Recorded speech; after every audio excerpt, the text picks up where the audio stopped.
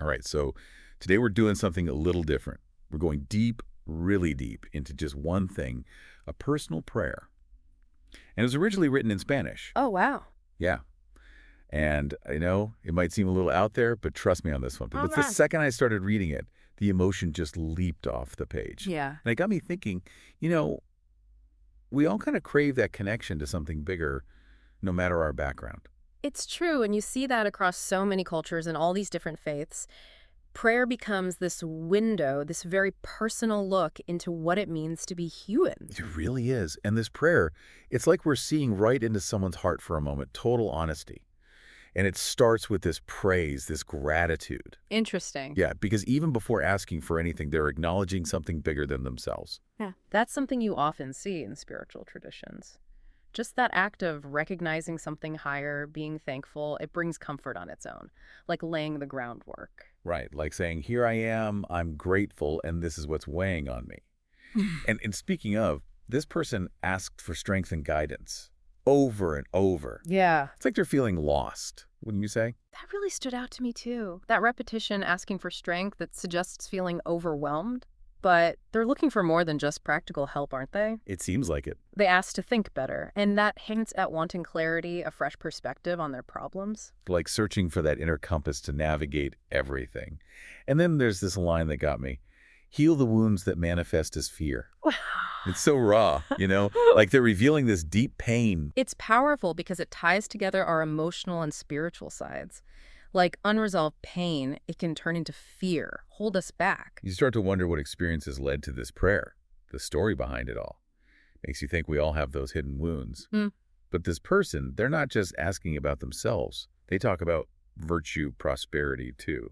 Right, and that gives us insight into their values, this strong moral sense that living by their faith brings a better life. It's more than just personal gain. It's about aligning your actions with those beliefs. Trying to thrive, not just survive, Mm. and to make that life meaningful, true to those values. It's amazing, though, how much this prayer tells us about their relationship with faith. Mm-hmm. It's not just like a wish list. It's more like, well, A conversation. yeah, one-sided, granted, but still, It's like they're unburdening themselves, searching for that reassurance. totally. And that gets me thinking, prayer isn't always formal, right? Like, it's No. not always in some specific place or way. Not at all. Sometimes it's about that direct connection to something bigger wherever you find yourself. And just letting go, saying, okay, I'm handing this over. There's power in that, a real coping mechanism. Like when you finally share a secret you've been holding in. Exactly, that relief. In fact, studies show prayer can actually physically calm you down. Less stress hormones, all that. I wonder if it's the rhythm of it, too. Those repeated phrases, almost like meditation.